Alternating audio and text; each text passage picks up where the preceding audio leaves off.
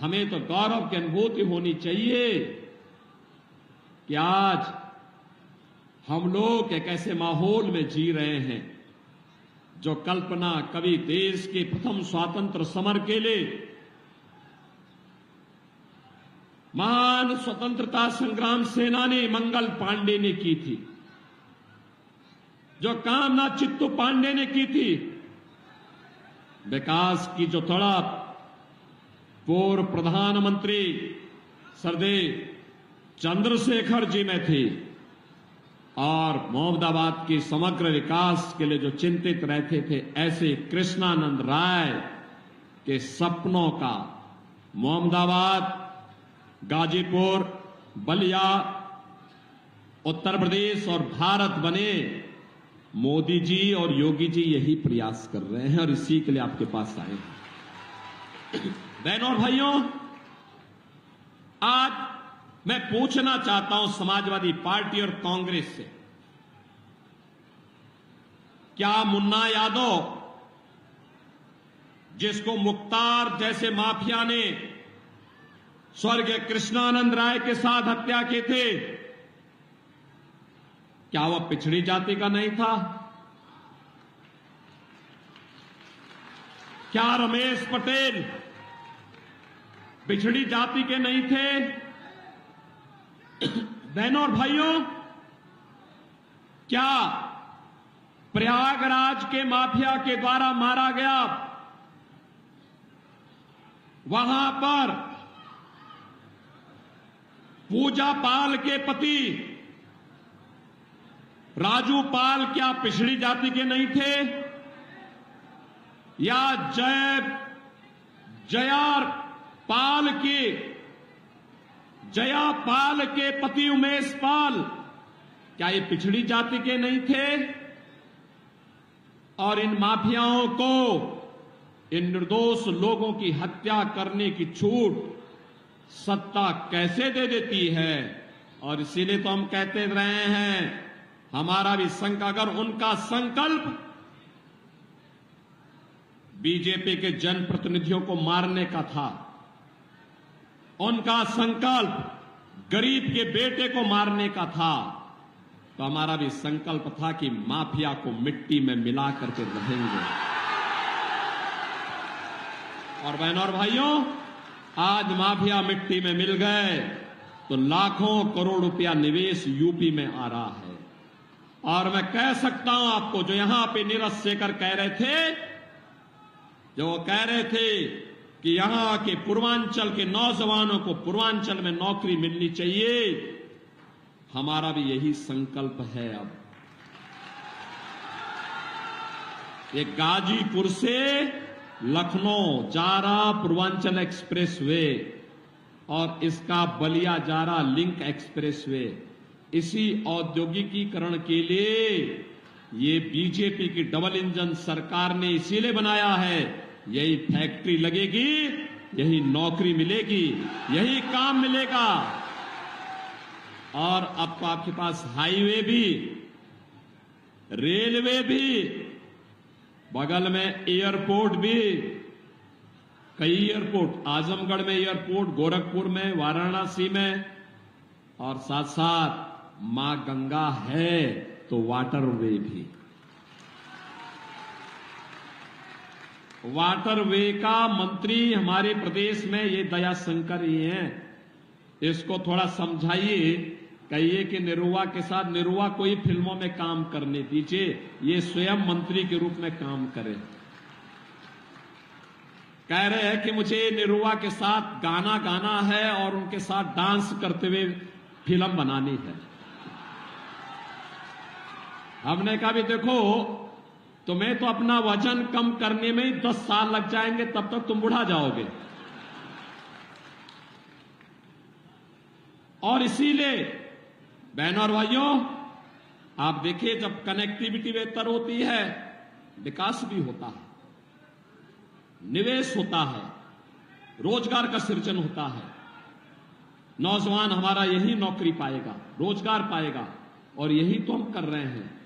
मोदी जी ने देश को 10 वर्ष में इसी बात को लेकर चमकाया है। और बहनों और भाइयों, 7वें चरण का अंतिम चरण के चुनाव के लिए आज हम आपके बीच आए हैं। पूरे देश के अंदर उत्तर, दक्षिण, पूरब, पश्चिम, जहां कहीं हम जाते हैं, लोगों के मन में एक ही भाव है, एक ही संकल्प है। हर ओर लोग कहते हैं, जब हम कहते हैं क्या होगा, तो जनता कहती है फिर एक बार, फिर एक बार, और अब की बार 400 पार। 400 पार की जब बात होती है तो समाजवादी पार्टी को तो चक्कर आने लगता है, क्योंकि ये तो केवल 60-62 सीटों पे ही चुनाव लड़ रही है, 60-62 सीटों पर। और यादवों में भी देना था, सब अपने खानदान के दे दिए। यानी सेफई के अलावा प्रदेश में कहीं नहीं, अरे कहीं निरुआ भी है, बीजेपी ने उनको बनाया। मैं तो मुंबई गया था, निरुआ वहां फिल्मों में काम कर रहा था। मैंने कहा भी निरुआ, अरे मुंबई के लिए बहुत किया है, चलो गाजीपुर आजमगढ़ के लिए कुछ करो। और देखो 2 साल से, पिछले 5 साल से लगातार आजमगढ़ और गाजीपुर में काम भी कर रहे हैं, फिल्मों की शूटिंग भी कर रहे हैं और वहां का विकास भी कर रहे हैं। देखो निरुआ के सांसद आजमगढ़ के बनने के बाद वहां पूर्वांचल एक्सप्रेस वे भी जुड़ गया, वहां एयरपोर्ट भी आ गया, वहां विश्वविद्यालय भी बन गया, वहां मेडिकल कॉलेज भी बन गया, नर्सिंग कॉलेज भी बन गया और संगीत महाविद्यालय भी बन गया है। देखो जब अच्छे लोग चुनते हैं, विकास भी अच्छा होता है। और ऐसे ही मोदी जी ने देश के अंदर किया है। आज दुनिया के अंदर भारत का सम्मान बढ़ा है, देश की सीमाएं सुरक्षित हुई हैं। अब बहनों और भाइयों, आतंकवाद और नक्सलवाद तो समाप्त हुआ। अगर कहीं पे पटाखा भी फट जाए तो पाकिस्तान पहले सफाई देता है, कहता साहब मेरा हाथ नहीं है, उसे मालूम है ये नया भारत है, छेड़ता नहीं, कोई छेड़ेगा तो उसको छोड़ेगा भी नहीं। बहनों और भाइयों, ये नया भारत है। इस नए भारत में सुरक्षा है तो सम्मान भी है, विकास है तो गरीबों का कल्याण भी है। यही समाजवादी पार्टी थी। राशन माफिया भी थे और आज 80 करोड़ लोगों को फ्री में राशन मिल रहा है। और मैं तो कहता हूं जो पाकिस्तान का राग अलाप रहे हैं ना, हिंदुस्तान ने मोदी जी के नेतृत्व में 10 वर्ष में जितनी पाकिस्तान की आबादी है उससे बड़ी आबादी को गरीबी से उभारने का काम किया है, गरीबी से ऊपर खुशहाल जीवन जीने के लिए आगे बढ़ाया है। और पाकिस्तान 23 करोड़ लोगों को रोटी नहीं दे पा रहा है, भूखों मर रहे हैं लोग। 1 किलो आटा के लिए छीना झपटी होती है। मोदी जी के नेतृत्व में आज गरीबों का कल्याण, 80 करोड़ लोग फ्री में राशन प्राप्त कर रहे हैं। 60 करोड़ लोगों के 5 लाख रुपए का आयुष्मान भारत की सुविधा, वे कहीं भी जाएं देश के अंदर उनको मुफ्त में 5 लाख रुपए की मुफ्त में चिकित्सा सुविधा उपलब्ध है। 12 करोड़ किसानों के को किसान सम्मान निधि, 12 करोड़ घरों में शौचालय का निर्माण, 10 करोड़ घरों में उज्ज्वला योजना का कनेक्शन। और मोदी जी ने उज्ज्वला योजना के कनेक्शन की शुरुआत बलिया से ही की थी। बहनों और भाइयों, 4 करोड़ घर बन गए हैं। और मोदी जी ने कहा है, मोदी जी ने कहा है, बहनों और भाइयों, मोदी जी ने कहा है कि 70 वर्ष से ऊपर के प्रत्येक बुजुर्ग को 4 जून के बाद जब फिर एक बार मोदी सरकार बनेगी, फ्री में 5 लाख रुपए की स्वास्थ्य बीमा उपलब्ध करवाएंगे। जितने गरीब होंगे उन सबके मकान बनेंगे, सबके मकान देंगे। एक तरफ ये कार्य करने वाली सरकार और दूसरी तरफ माफियाओं को संरक्षण देने वाली, माफियाओं को संरक्षण देने वाली, आतंकवाद और नक्सलवाद को बढ़ाने वाले, देश के सम्मान को गंवाने वाले, देश के अंदर विकास के कार्यों को ठप करने वाले कांग्रेस और समाजवादी पार्टी के लोग हैं। इनका विकास से कोई लेना देना नहीं, गरीबों से कोई लेना देना नहीं। ये पाकिस्तान की पैरवी करते हैं, अपने राजनीतिक स्वार्थ के लिए आतंकवाद को बढ़ावा देते हैं, माफियाओं को अपने गले का हार बनाते हैं और भारत विरोधी कृत्यों को करना अपना जन्मसिद्ध अधिकार भी समझते हैं। आज आप देख रहे होंगे इनका घोषणा पत्र क्या कहता है? कहता है सत्ता में आएंगे तो अनुसूचित जाति और पिछड़ी जाति के आरक्षण को मुसलमानों को बांटेंगे। क्या आप बांटने देंगे? क्या भारतीय जनता पार्टी हरगिज काम नहीं करने देगी, कतई नहीं करने देगी, किसी भी स्थिति में नहीं करने देगी। कोई भी माई का लाल बाबा साहब भीमराव अंबेडकर के संविधान के साथ छेड़छाड़ नहीं कर पाएगा। बाबा साहब भीमराव अंबेडकर ने कहा था कि धर्म के आधार पर आरक्षण नहीं हो सकता, आरक्षण का आधार अनुसूचित जाति, जनजाति और पिछड़ी जाति को केवल आरक्षण मिलेगा, मुसलमान को आरक्षण नहीं मिल सकता है। लेकिन ये कांग्रेस और समाजवादी पार्टी के लोग जबरदस्ती बाबा साहब भीमराव अंबेडकर की भावनाओं के विरुद्ध आचरण कर रहे हैं। बहनों और भाइयों, आज हम सब आए हैं आपके पास कहने के लिए। ये कहते हैं कि कांग्रेस सत्ता में आई तो पर्सनल लॉ लागू करेंगे। पर्सनल लॉ का मतलब जानते हैं आप? पर्सनल लॉ का मतलब बेटी स्कूल नहीं जा पाएगी, महिलाएं बाजार नहीं जा पाएंगी, 3 तलाक की कुप्रथा को फिर से लागू करेंगे और इनके द्वारा कहा जा रहा है तालिबानी शासन लागू करेंगे। अरे हिंदुस्तान बाबा साहब भीमराव अंबेडकर के बनाए हुए संविधान से चलेगा। हिंदुस्तान में कोई शरीयत का कानून और कोई तालिबानी व्यवस्था लागू नहीं होने देंगे। इसके लिए चाहे कोई भी कीमत चुकानी पड़े। बहनों और भाइयों, ये कहते हैं अगर सत्ता में आए तो हिंदुओं पे वरासत टैक्स लगाएंगे। ये वरासत टैक्स का मतलब जानते हैं आप? वरासत टैक्स का मतलब आपके पूर्वजों ने जो संपत्ति अर्जित की है, जो संपत्ति आपको अर्जित की है, आपके पूर्वजों ने, आपके बाप दादों ने, आपकी मां ने, उस संपत्ति का ये लोग क्या करेंगे? सर्वे करवाएंगे और उसमें से आधी संपत्ति पाकिस्तान, बांग्लादेश और रोहिंग्या मुसलमानों को बंदर बांट करने का काम करेंगे।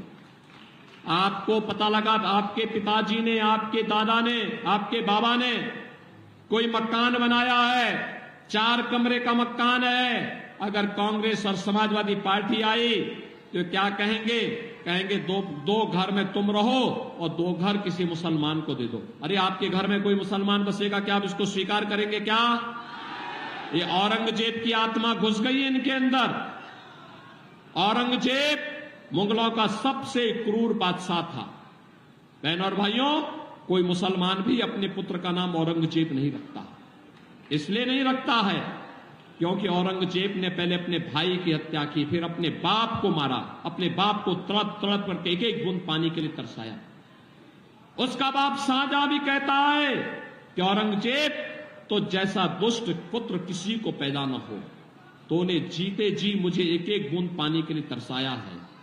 तो उससे अच्छे तो ये हिंदू हैं जो अपने बड़े बुजुर्गों का सम्मान करते हैं और मरने के बाद भी श्राद्ध और तर्पण करके अपने पितरों को जल देने का काम करते हैं। बहनों और भाइयों, ये शाहजहां के द्वारा हिंदुओं के बारे में कहा गया।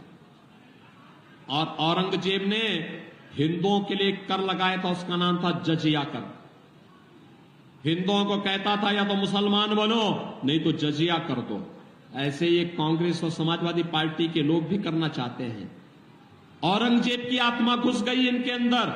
औरंगजेब को मिट्टी के अंदर ही दफन रहने दो, उसको जीवित मत होने दो। और यही कहने के लिए मैं आया हूं। बहनों और भाइयों, आप सबसे मेरी अपील है, मैं पूछना चाहता हूं, अयोध्या में क्या राम मंदिर का निर्माण इस समाजवादी पार्टी और कांग्रेस के लोग करा पाते? क्या करा पाते? क्या? कितने लोग अयोध्या गए आप में से? वाह भाई, काफी बड़ी संख्या गई है। और मैं कहूंगा चुनाव के बाद दयाशंकर से, पीयूष राय से और नीरज शेखर जी से भी कि यहां के लोगों को एक बार अयोध्या का दर्शन करवा के लेके आओ। आज नई अयोध्या देखेंगे ना, आप भी देखेंगे कि भगवान राम की कृपा साक्षात बरस रही है। बहनों और भाइयों, एक तरफ राम भक्तों पर गोली चलाने वाली समाजवादी पार्टी है और दूसरी तरफ राम भक्तों का आवभगत करने वाली, आपको पुण्य का भागीदार बनाने वाली भारतीय जनता पार्टी। और इसीलिए मैं आया हूं आपसे कहने के लिए, पूरे देश की जो आवाज है वो आवाज यही है कि जो राम को लाए हैं, जो राम को लाए हैं और राम भक्त ही राज करेगा। आप सहमत हैं ना? इसके लिए हमें बलिया संसदीय सीट पर से नीरज शेखर जी को भारी बहुमत से विजयी बना के भेजना पड़ेगा। मोहम्मदाबाद सहमत है? सहमत है? नीरज शेखर जी चुनाव जीत के जाएंगे रिकॉर्ड वोटों से। आप सभी समर्थन करेंगे। इसके लिए आपको 2 काम करने पड़ेंगे। करेंगे। एक 4 दिन का समय है, 28, 29, 30 और 31। इन 4 दिनों में आपसे मैं अपील करूंगा कि आप में से हर व्यक्ति 10-10 घर में जाकर के एक मतदाता से मिलना है और कहना, मोदी जी के नेतृत्व में आत्मनिर्भर और विकसित भारत के लिए राम राज्य की संकल्पना को